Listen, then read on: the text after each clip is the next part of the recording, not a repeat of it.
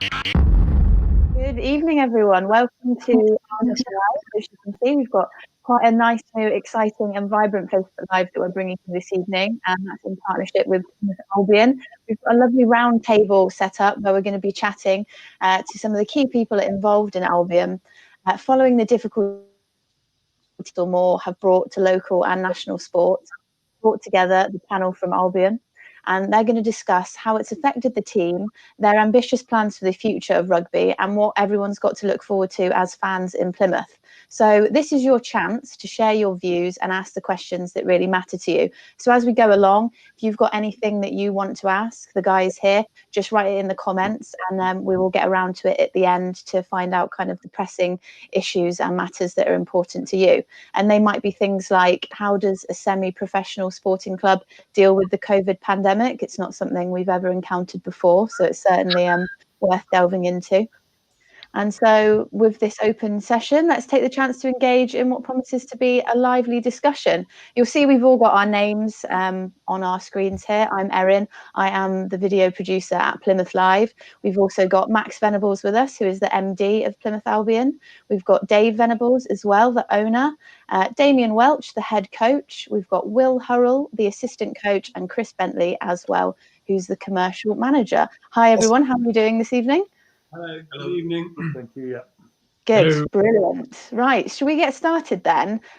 Let's address kind of the wider kind of COVID issue at hand, really. What have the last 6 months been like for you? What have been the challenges? How's it been?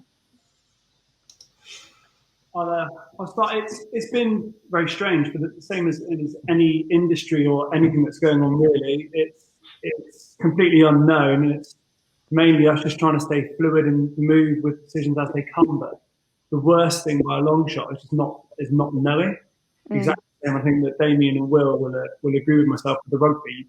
You're working towards goalposts that are constantly moving, so it's just staying flexible and trying to make the right decisions as they come, and not do things or make decisions too early because things change.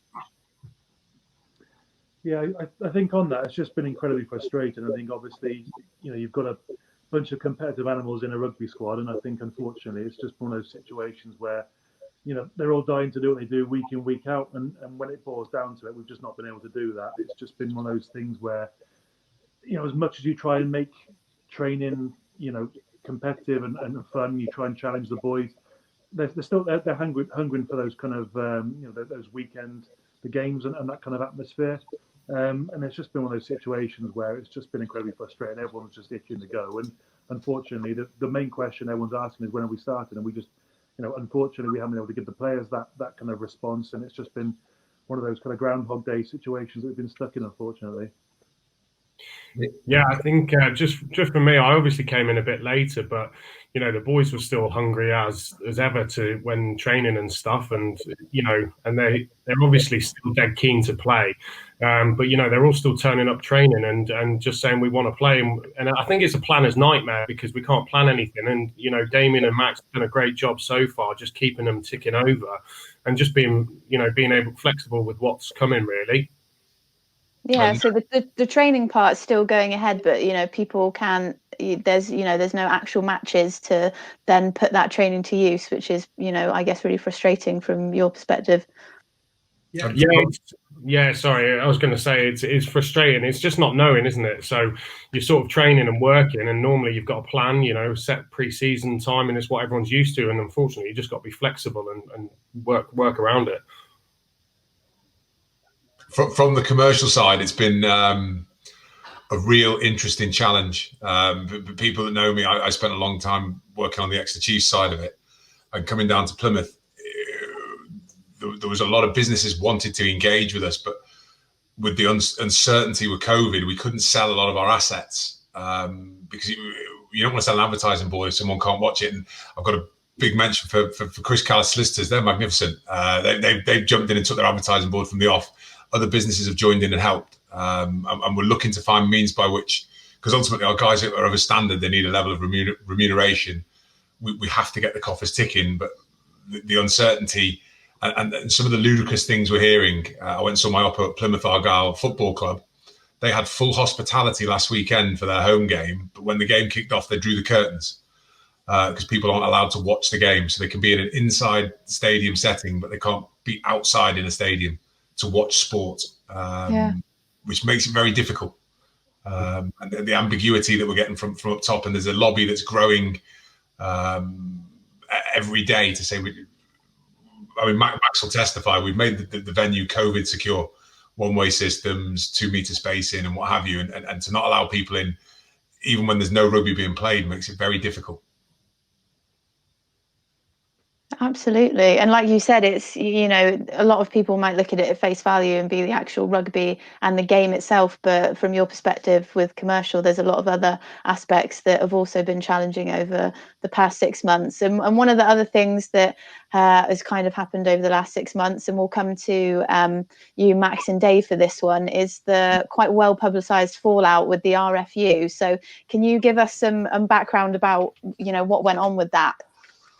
So basically, the issue that the grievance that I took with the RFU on it was the fact that it wasn't actually a rule that we broke or anything we did. We fell down on the process.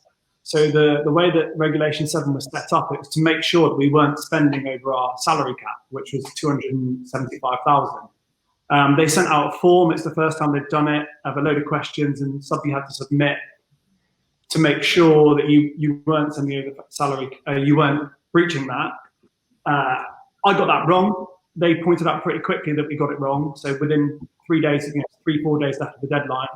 So yeah, they rang up and said, "Oh, you've got this wrong." I said, "Oh, okay, can I do it again?" No.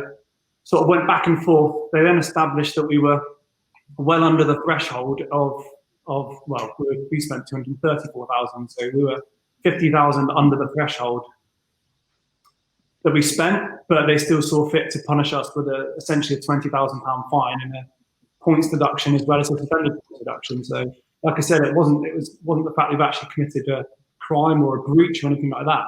We just submitted the information in the wrong way, and I still to this day I cannot understand why it's fair and why it's been allowed to happen, because frankly I think it's ridiculous. Yeah, I'd agree with that. In as much as we weren't done for spending too much money, we were done for filling the form in wrong. And to me, it's just a nightmare, an absolute nightmare. That they could have quite simply sent it back and said, "Look, Max, on this you stated you don't pay players because it was about material benefits." And he was like, "Yeah, we do pay players. Oh, you submitted the form wrong." And then we would have changed it and sent it back in again. Everything would have been hunky-dory. But to me, it was, they were just trying any way they could of saving money, because they spent so much money, they were overspending, and they were just saving money all the time, and that's what it was. It wasn't that we filled the form that we'd done something wrong; it's they had to save money. And being the furthest, well, us in Darlington, the furthest we get the highest travel allowance. Other teams like Rams were done for it, but they lost £3,000. It was nothing to them. Oh, sorry, it is, but it was in the scale of things. Ours was £20,000, and that's a big lump out of our cash flow to have to find. I think it's understandable. If you're breaking our salary cap, then yes, to be fined is fair enough. But to be found and agreed that you're well under it, I just thought it was ridiculous. Am I live on this as well? Yeah. Because the real challenge with this is the way the RFU put a very ambiguous question out, and there was over 100 other rugby clubs were unsure about this ambiguous question, and there was a deadline for submitting your questions. We submitted within the deadline, said we might have got this wrong, and rather than "yes, you have, let's help you out," it was you're at fault, we're going to have a disciplinary procedure. We've been really vocal in the discussion that we want to be a community hub as a rugby club. We're setting up a business hub, and we'll hear about this later on. And we're trying to do what the RFU want rugby clubs to do. And so for them to punish Plymouth Albion when we're applying the blueprint, it just is even more ludicrous. And it just shows the draconian and out of touch rule that's being applied. And a small amount of common sense to see Max as a young managing director of a club that's trying to go the path that's expected to be punished is just wrong. I needed to say that. No, absolutely. And there's no, there's been no wiggle room in it, even though you've explained that it was a very simple error and all that. They I'll speak at length at this, and I'd rather than Dave, because he can be quite blunt. But ultimately, there was almost, I'm going to say, it was almost a kangaroo court. The RFU appointed a supposedly independent council that had sat on over 100 other disciplinaries previously. So how independent they are, I'd love to know. And we've said perhaps we could appoint an independent council, because the groundswell of support towards Plymouth Albion when we explained the situation across the board from the rugby community, except for perhaps the RFU and one specific man, David Barnes, the head of discipline. And I'll say his name because he needs it to be said. We need to see that this is the man that ultimately is pushing this pencil and not applying common sense to a rugby club that wants to achieve within the blueprint is ridiculous. And I'm speaking on the record, and I know that there's some journalists from newspapers are seeing this. We need them to see it, because although this is a very difficult time as a rugby club, a sum of money we were due, we should have been paid. We did the travelling. £20,000 has hurt us. Absolutely.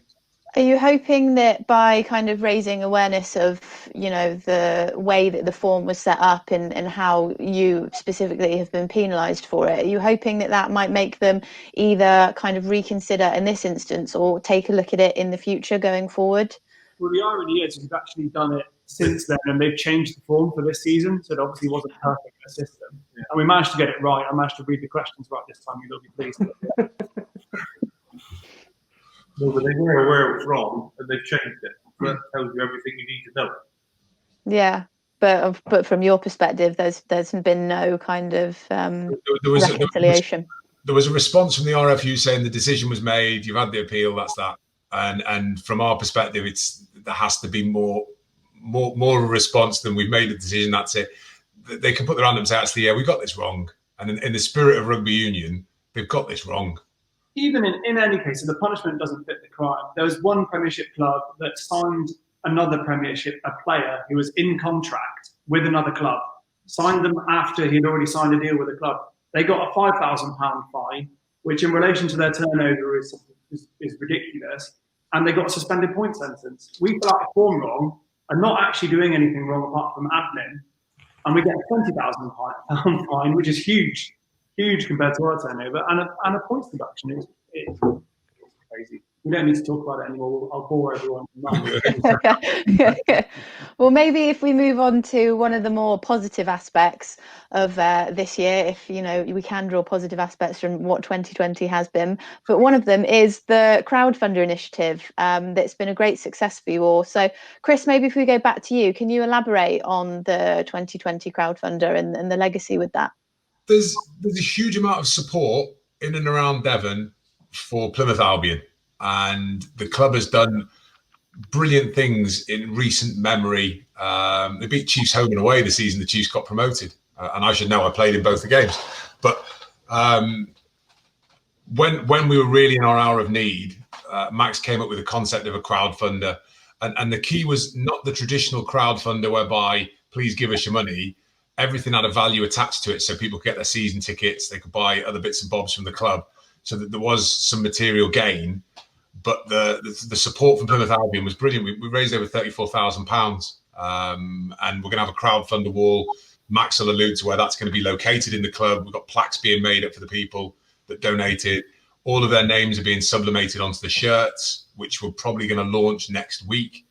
And it was magnificent that the support, the grassroots support of the club really stood up and was counted at a difficult time to ensure that we kept the ship on an even keel. We're hopefully next week we're going to launch the corporate club membership and look to the business community on a similar front to support the club as we move through these misty waters. There it is on your screen. And we're sending an email shot around our business database at the moment, and it's allowing businesses to be a part of the club moving forward, where they ostensibly build up credit that can be accessed later on. But we put some value adds in so that there's better value than if they buy it later down the line. So businesses that are ticking along, do share with your friends or find my email address from the website. But I think we've had enough of the corporate side. We probably need to sit back and listen to these coaches and understand about them for a bit. I think just quickly on the crowdfunding, the long and short of it was humbling. You get a bit when you launch something like this, and you do something and you ask for help because frankly the club needed help. You never know what sort of response you're going to get, and it was overwhelmingly positive. I didn't have any negativity come back whatsoever. And like I said, it was humbling, and it was nice to know that the work that everyone's been doing, the way the boys have been playing, and the way we've been trying to steer the club in the last 4 years, that people appreciate it and they want to keep it going and keep supporting it. It was brilliant. It was absolutely fantastic. And I'm sure we've got people in the comments. Because you've been with the club forever. Me? Yeah. Yeah, it is very, very, very humbling. But even I believe and I feel that the positivity, the help, even in the commercial side of it, is palpable in Plymouth. But of course, they've got their problems the same as we have with this COVID, because nobody knows what's going to happen. So for somebody to sort of invest a big lump of money is a challenge for anybody. You know, it's a difficult situation we're in. If we step from that and go back more into kind of the day-to-day playing and rugby elements of it, then Will and Damien, now that you've joined the Albion team, what is your vision for Albion at this moment in the kind of current sporting environment that we have, which is quite difficult? Where do you guys see it? And then we'll maybe go over to Dave and Max as well, and then get your thoughts. I think from my point of view, I think the kind of vision has been a consistent one from the second I got in touch with Max in the first place. It's been fairly consistent in terms of what we're trying to achieve. We are very ambitious. We believe that we are kind of at the moment, and have been for some time, kind of maybe punching below our weight a little bit. And we see ourselves as being a successful championship club. There's no two ways about it. And it's one of those things where at the moment, with the way coronavirus is, we've maybe kind of been hampered a little bit this season coming up. Obviously, with the way things are looking, there may not be promotion, relegation, so it may not be a chance for us to kind of fulfill that. But I think the way that Max and Dave have got the club set up is it's basically a blank canvas where we are looking to kind of push on. And I think for myself and Will, it's a massive opportunity to really take this squad and kind of push them forward. For that, I don't know, think about that. Yeah, definitely. Like you've seen, actually, from Max and Damien, the passion's there, and Chris, the passion's there, and they've got the vision of exactly what they want. And I think now we're just building. For us, a whole lot, and although there's uncertainty, a whole lot doesn't change in that we're building for the future. And we got the boys are still turning up to training, even though they have no idea what's happening. Everyone's training well, really knuckling in. There's no moaning or anything. And for us as a coaching setup, that's really good. And we can now implement stuff and move forward. And whatever happens this year will be, and then we can move on next year and keep pushing forward.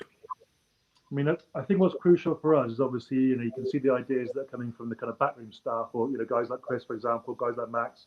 And it's just as important that myself and Will manage to push that kind of positivity and that idea where we want to be as an entity, as not just as a rugby team, but as a club.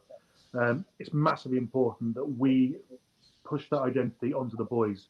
We're striving for success. We want to drive ourselves up the league. We want to get ourselves to that position where we are, one of those powerhouses of the kind of the championship, or where we end up. So I think when you've got such drive coming from the backroom staff, the management that's in the club, it's key for us that we make sure that's translated onto the field. And I think, as Will said, the way the boys have been, just the amount of enthusiasm. I mean, I just for example, when I first took the job, I think it was literally, the second Max announced it to the boys, I was having texts from the boys asking, when can we train? And these are guys who obviously have no certainty, as Will just alluded to. They don't really know what's going on in terms of when they can start, what the kind of competition is going to be, and yet they were still asking. The first thing they want to know is, when can we get together? When can we train? So that's the kind of guys we've got there, which is a massive asset for the club. And it's myself and Will's job to obviously make sure that kind of on-field performance, really matches up with the ambition that the kind of Dave and Chris and Max are pushing to us from behind. Dave, Max, is there anything you want to add about the vision for Albion this year? No, we're just long and trying to get some clarity, but we're still enjoying. The fact is, we're still enjoying it. We do enjoy it as staff, and we've got a good team together. We just want to get on with it. And I understand that you can't put people's health at risk, but the priority is keeping the team together, keeping the squad together, keeping the coaching staff together, and building. We don't want to be changing people, or I'm getting myself tongue-tied here. No, we've got a real opportunity. You look at the two coaches. We've got two of the hottest young coaching prospects in the country, and I'll blow their trumpets there. Damien came hotly recommended to us from the Exeter Chiefs, who were on the cusp of winning Europe and the Premiership, and we unfortunately lost our coach James Scaysbrook to Coventry, and Max didn't leave a stone unturned looking for the coach to join him, and Damien was like the recommendation, and the Exeter Chiefs have given us more academy players into our squad than ever before in benefit of that. And then there wasn't a rush to get somebody to support Damien, because much as we all love him as a coach, he's not the world's greatest at backline moves. So we did need a backline and perhaps an attack coach. And when the opportunity came to get Will in the mix, Max, it was a no-brainer, really, wasn't it? Yeah, we took it. We took the chance. It's about getting the right person and not making a snap decision. It's not, we need an assistant coach, here's one, take him on. Damien and I talked about this for a long, long time. Like, look, we're not going to need you and get someone just for the sake of it. If we need to bring people in ad hoc to look after the backs, or get people in every so often, or share the coaching, then that's what we'll do until we get the right bloke. And then Will came along, and yeah, it seemed to fit the bill. I spoke to him, Damien spoke to him, thought we could get on with him. And yeah, he seemed to fit the blueprint. But we're not so sure now that he's arrived, the hurricane, but we're hoping it's all going to be good. But also, I think what we should be doing is engaging more with the community a little bit more, which we are doing. And when we inherited the club 5 years ago, it was coming down. It was still running as a professional. Although it was in Division 1, they were still running it as a professional championship side, a fully professional side. And that's even if we were in the championship, it wouldn't work now. We proved that, because they were getting like 650,000 from the RFU. They think next year they're not going to get anything. So we've got to concentrate on this community and build from there. That's what I think we're doing. We're in the background, we're doing it. It's all going very well, but that's the way I feel about it all. What we want is a club that City can be proud of and get behind, and that's how it works. We want people to want to come to engender support from the local, to get behind it and to want it to succeed. And as I said, the crowdfunding is a good indication that seems to be happening. We want to build it. We want people to be entertained and come down and enjoy themselves and take benefit from coming to Plymouth Albion. And that's where we see ourselves going forward. When we talk about a community club, that doesn't necessarily mean an amateur club. That means you're pinnacle and part of the top of the community game. You're still professional. You do your job. Players are paid. Players are paid the appropriate amount. But we're not isolating ourselves. I think that Albion in the past was guilty of isolating itself from the combination clubs, from people, because they weren't interested. They were all about the championship and the first team squad and not looking outside it. And you need. There's big moves. I hope we're amongst friends that are watching this. We're in the cusp of putting together a youth section for the first time in a very long time at Plymouth Albion, and we're putting together a careers hub. So I do a role. I've got an honorary role with the Rugby Players Association as the alumni ambassador. Players that retire, I reach out to them and see how they are, see what they're doing, and see if we can and signpost. I'm seeing a lot of professional rugby players that are in a difficult spot when they finish playing rugby, because all they've ever done is play rugby. And one of the big things we're driving at Plymouth Albion is we're going to encourage our guys to do something alongside their rugby. Pathway. Max, you can allude to this better. I was going to say it has to be more. A rugby club has to be about more than just a Saturday now. It has to be, like I said, at the top of the community. You have to look after guys on and off the field. You you have to have things like this job hub, because rugby doesn't last forever. So if we can get people ready, they can come in, they can earn money while they play rugby, but they can also get themselves ready and get themselves upskilled for later life. And it's not their only focus. And that's the goal. We want to be an all-encompassing club that looks after their staff and their players. And this isn't just pomp. This is happening now. Luke Chapman ruptured his Achilles last year, career-ending injury. He's been employed by our main employer. He's on to his third promotion. Dan Collier, a stalwart prop, with great thanks to the Building Plymouth guys. We've got him on an apprenticeship. And I think it leads quite comfortable. Well, Josh Skelsey's in charge of our community programme. Connor Eastgate's running Albi Gym. But all along the line, we're trying to get the lights for further qualifications, CPD courses and what have you. And there's obviously the Blue Ribbon feature that's taken place with the club now with Blue Pencil, which I think either Will or Max needs to pick up and talk about. I just want to say that Dan Collier is the second row. He just looked like I was going to point that out as well. He might be playing properly. You never know. He did look a bit like a prop when he came back to pre-season. It's a strong chance we're moving forward. We'll be in that second row, all right? Let's just... you know, I should get a bit closer. I have to keep flexing my moves. I mean, there was muscle. There's muscle underneath all this fat. Well, I was just going to say very quickly, you've been talking about this community club concept a lot, which is actually one of the topics that we wanted to cover this evening. And you've talked a lot about various aspects, but from a very basic level, just before we go back into it again, this community club concept, what does it actually mean for the people in our community? That we will be community rugby. Say that again, Chris. We're going to be at the pinnacle of community rugby. This is going to be a club that predominantly guys from Plymouth, Cornwall, Devon, possibly the corners of Dorset and Somerset can be at. This will be the best of us. Not the world's best. I think you look at the Premiership now, you need £10 million a year to run a Premiership club. And that is something that all the Premiership clubs are losing money. The business model is flawed. What we're trying to say is we want to have an absolutely stand on our own 2 feet, sustainable model where we've got the best of us. Plymouth Albion, we're putting the business hub in place. We're getting the community program starting to really tick. We're driving the youth initiative, youth sport community. We're coming together. And the Argyle will get 10,000 people to watch them play Accrington Stanley. Who are they, for people that remember, on a Tuesday night. Well, we're saying if we can get 3,000 or 4,000 through the gate with us playing at the championship tier with a group of guys that are recruited from the locality, taking on teams all around the nation, that's got to be pretty decent. And that's going to have a huge benefit to the greater Plymouth community. That the match day experience, want to get all of the businesses in, they're schmoozing, the place to do business is going to be in what is currently the Bid Food marquee. We're going to have a real buzz about the place. And the way to do that is to continue to enthuse, engage, pass positive messages out amongst the locality and give people the green light to come and be a part of it. And I've alluded to it. I want Will to pick up the ball and run with this because I've spoken a bit too much. Blue Pencil is a former Plymouthian who's done well with himself. He's now moved to Monaco, but wants Plymouth to do well. A bloke called Liam Mooney. And Will, you should pick up the ball and run with this now. Oh, am I allowed to talk now, Chris? Yeah.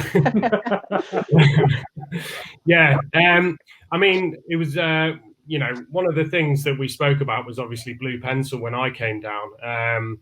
It was, you see the passion coming from Max and Chris there. And, the club wants to go somewhere and they want to build something positive and special in Plymouth again. And part of that is, Liam Mooney is obviously living in Monaco and running this Blue Pencil Legal, this international law recruitment company, and he's done exceptionally well.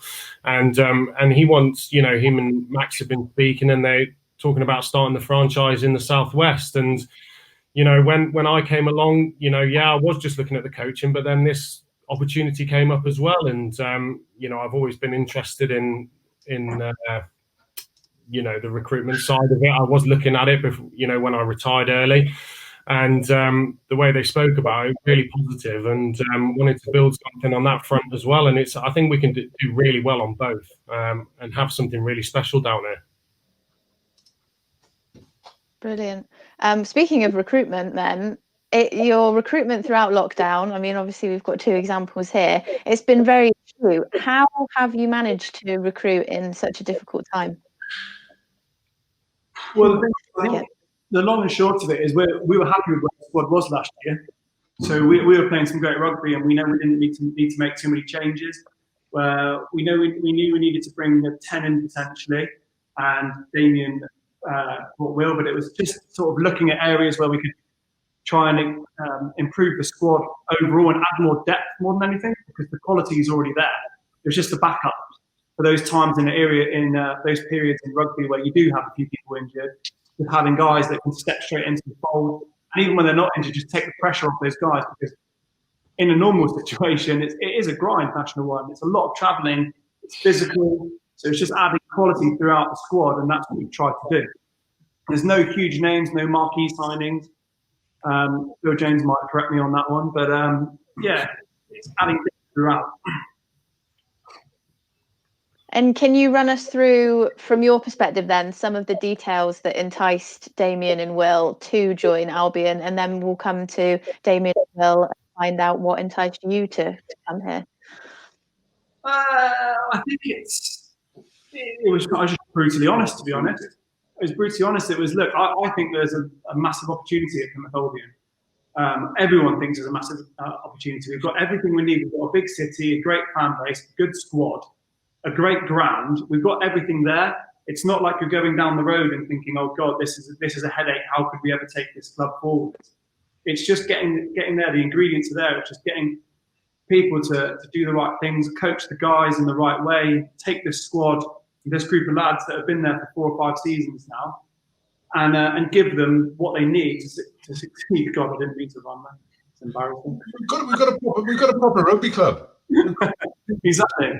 Plymouth Albion is a proper rugby club, and I was down on Tuesday, and Dave's there, and Graham Hannaford, who played in the back row 50 years ago, and they're working in the ground, and we've got a group of volunteers. The old boys are down working on a Thursday, and they're doing their stuff around the place. And Debbie Hood's just commented she loves volunteering.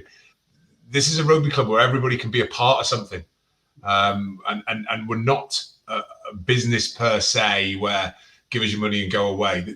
Everybody can be a part of this, and we're really fighting hard to create this legacy opportunity. So guys will come, they'll play for the club, and when they finish, the club will look after them. They're not commoditized as they are in the Premiership, and it's off. The next one's on the conveyor belt coming through.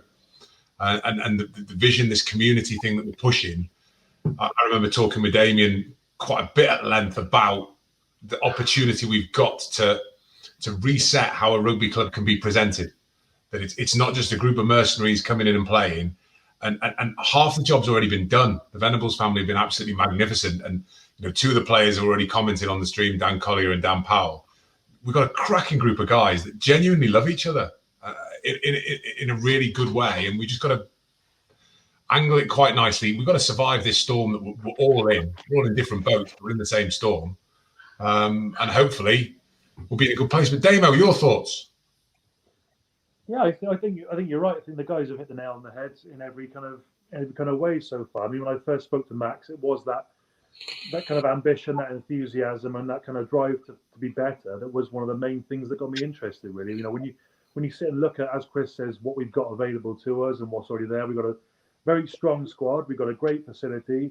It's just the kind of thing where we just need to kind of push it in the right direction, really. I think that's kind of what we're trying to do in the background at the moment, and that kind of filters down to everything. I mean, obviously, you were asking about recruitment earlier on, but that's the kind of thing we've managed to kind of push into the guys we recruited as well. We've kind of made sure that it's guys who are going to add value to the squad that we've got. We've been very open about the fact we're ambitious, and it's guys the guys we've got in are guys that we've thought can maybe push things on in terms of competition, in terms of places. It's all about just trying to make sure we can just kind of make things better, because as the guys have said, in Chris especially, that kind of the base layer that we've got is so good as a framework that it's just basically adding the bits and pieces to kind of drive us forward. Yeah, just for me as well, just coming in a bit later than obviously Damien was already well established here, but it's very rare to come into somewhere where everyone's singing off the same hymn sheet. And, you know, I came in, straight away, I felt very comfortable, and I agreed with everything they were saying, which, you know, I was quite surprised that, you know, we were saying all the same stuff and I was just agreeing with them. And, you know, it's really exciting to see the club having this ambition. You know, I've played in the Championship many years ago and, you know, played against Plymouth and remembering them being an excellent team, and we want to strive to be that and better. And that's exactly what everyone's working towards. That's brilliant to get, you know, the perspectives of it from your side being involved, and also the recruitment process from either side. And I would just like to remind people, because we've got a couple of questions left from our perspective, but of course this is a Facebook Live. We would love to hear from you if you have any questions. I've seen a couple in the comments, but it's not too late. So if there's anything that you want to ask all the chaps here this evening, then do write it in the comments. We are keeping an eye on it, and we will ask it towards the end of this Facebook Live. But one of the next kind of topics that we're going to be touching on, which probably, Chris, will come to you first. How have you managed to keep the business community engaged with the club? Just speaking to folk. I mean, we were very lucky that we're talking about it being local. Everything we've done has been local. So we've gone with VX3. They're based in Brixham as our kit provider. And everything we're looking to do, we're getting into bed with Thatcher's Cider Somerset as our cider provider. We're on the cusp of doing a really good deal with JLA is via Dartmoor Brewery. Dartmoor Brewery are going to take over the supporters tent and brand that up with a view to doing things. We're talking to Denzel's and Chunk Pasties about one of them providing us a pasty for our fans, again, local firms, and very much driving this locality and reciprocal business. If you do business with us, we can do business with you, and we can invest and encourage other people to work with you as well. Because the big thing that we're all learning from the COVID economy is we're only going to do better if we stick together. And that's been the conversation, and enough businesses have bought in to this point to keep us ticking along. We've had to pause a lot of the assets we would have sold. So hospitality always goes well at Albion. We've had to pause that. Advertising boards, we've had to pause that, because if the people aren't coming in to watch it, there's not really value to an advertising board. And I refer back to the corporate club membership. It was a brainwave from Max. And it's something we've only just literally come up with this week, that we're going to be going and seeing businesses and discussing and mentioning it about coming and putting their bid in, because we're going to keep trying to find a way around the government restrictions, and there may well be a local tag rugby tournament coming off in a week or two, I believe, Max. Yeah, hopefully. We're just checking everything sorted. We've got plenty of people registered, so we're just doing the last bits and pieces of the risk assessments. So looking forward to some rugby going on down at the ground, to be honest, albeit in the touch capacity. And then at the end of the month, we've sold out, socially distanced, COVID secure, for the first weekend of the Autumn Internationals, the 31st. But pretty much every weekend after that, we're looking at just £10 to come in, pint a pint. Because one of the most important things is that people remain engaged with the club. It's been 8 months since people came to watch rugby at the Brickfields. And we want people to remember that they can have a good time here. Amidst all of the difficulties, you can come down the rugby club, you can be safe, you can have a drink, you can watch some rugby. And Liz, Dave's wife, has been phenomenal. We've done this just amongst the close supporters of the club. We will be going public for the remainder of the Autumn Internationals to get folk in for those as well. That answers the question, I think. That definitely does answer the question, yeah. And we'll go back to the flip side of it now, which is back to the players. So Will and Damien, back to you for this one. How have you managed as coaches to keep the players infused with no rugby? Well, that's the question, isn't it? I think, to be honest, I think a lot of it is a credit to the players themselves. I mean, obviously, the main first block that we had to do when Will wasn't there was, by its very nature, was a bit much of a fitness block, because there were so many restrictions on what you could do that it wasn't actually kind of feasible to do any kind of rugby stuff. And I was actually pretty surprised by the level of buy-in that we had from the squad. It was phenomenal, to be honest. And we put them through the ringer a little bit. They had a lot of stuff to do, and it was one of those things where whatever we threw at them, they kept kind of asking for more, which was, from my point of view, it just bodes really well for the future. And obviously, the problem we've got at the moment, you know, as Will's found out, was when he comes on, is we're just trying to jump through these kind of hoops at the moment in terms of what you can do for certain amounts of time in training. So it's been a logistical nightmare, really. But I think it's a credit to the boys. The fact of the matter is they bought in so well that there's a kind of element of not really needing to infuse them, because they bring a lot of that to themselves, which obviously they're going to have to as players anyway. But it's just about trying to make sure that there's enough stuff there for them to be doing that kind of doesn't get repetitive, and that's been one of the major challenges, really. Yeah, and obviously I came in slightly later, but you would have thought it was the first day of training when I rocked up, because, you know, the boys was dead keen, you know, buying into exactly what I was saying. And I even, you know, got them doing yoga, which they bought into well, which I thought they might laugh at me at. But, you know, they're all just, they're dead positive. And for us, we're just trying to keep them positive. So, you know, not doing the same stuff all the time, you know, trying to keep them upbeat, you know, having a bit of fun as well, a bit of a giggle until, you know, the serious stuff starts. But like Damien said, a credit to the boys. They're rocking up and dead keen. And following on from what you were just saying, how you know, about the guys kind of coping with not actually having any competitions. We've got a comment from somebody watching the Facebook Live. It's Kevin Westlake. Good evening, Kevin. He wants to know, how have the players reacted to no contact rugby or no competitive rugby? It's a difficult one, because obviously, as we said earlier on, they are competitive animals. They want to be on the pitch and be playing proper rugby. But they've been pretty good in terms of actually just the training they've done. They've all understood that we are where we are. It's not something the club can affect or the RFU can affect. It's all going to trickle down from the government in terms of we will be able to do what we're allowed to do when we're allowed to do it, which is, you know, for us very frustrating. For the players, probably even more so, because, you know, they're the ones who've been asked to rock up the training twice a week, knowing full well that some of the stuff they're going to be doing is kind of preparing for, you know, a mythical start date sometime in the future. And that's, I would have found that difficult when I was playing professionally. You know, training for training's sake, everyone struggles with. You know, no one found that out more than me when I stopped playing, and kind of in terms of actual keeping on top of your fitness and stuff, it becomes difficult. So they do need that kind of, that end goal, if you like, to kind of work towards. And I think, as I keep saying, it's been a credit to them, the fact that they have been so kind of on side with what we've been trying to do, bearing in mind that they are working towards no kind of fixed start date, you know, no contact, etc. But hopefully, as we go along, you know, the next couple of weeks, we should be starting to bring in some more contact stuff, depending on what goes through from the government with guidelines, etc. And then obviously, what we're all working towards is getting back to playing some kind of meaningful rugby. Fantastic. We've had one more comment come in as well, which is not an aspect we've actually covered so far this evening, so it could be an interesting one. It's from Debbie Hood, and she's asking, do you think we need a mascot that could encourage families and children to come to match days?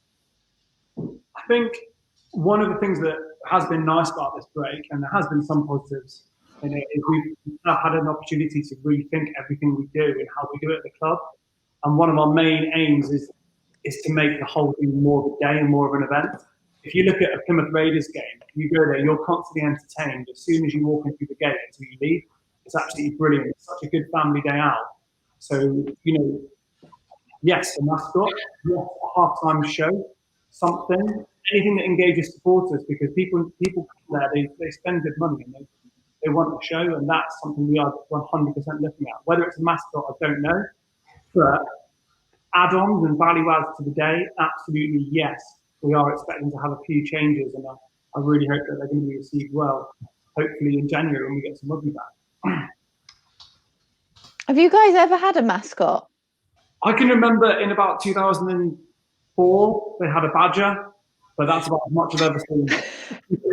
Badger. That's the badger. I think it lasted about 3 games and maybe got injured. Or No, that was Graham Hannaford's wife. Oh, okay. We did so well. 45 minutes. We got... Brilliant. So in terms of mascots, then the floor is essentially wide open for whatever could happen. In a giraffe outfit. Whatever works. Well, I think we'll probably wrap it up there. I think we've ended on a nice, fun note for everyone, and hopefully all the people that have been watching this evening have had some of their questions answered. It's been brilliant to hear from you all, to find out how Plymouth Albion and the face of rugby in Plymouth is kind of going and where it's headed. So from me, Erin, at Plymouth Live, I'd just like to say thank you to our panellists, Max and David Venables, Hurrell, Damien Welch and Chris Bentley. And if you are a business person watching and you would like any more details on the club corporate membership, you can go to the Albion website. And Chris, if I'm not mistaken, that's www.plymouthαλbion.com/business-hub. Yes, I believe Perfect. Brilliant. Well, just Google Plymouth Albion. Chris at PlymouthAlbion.com. Perfect. There we go. So if you need anything, that is the place to head to. Thank you very much for watching, and we'll see you again on the next Facebook Live. Good night. Thank you, Erin. Bye.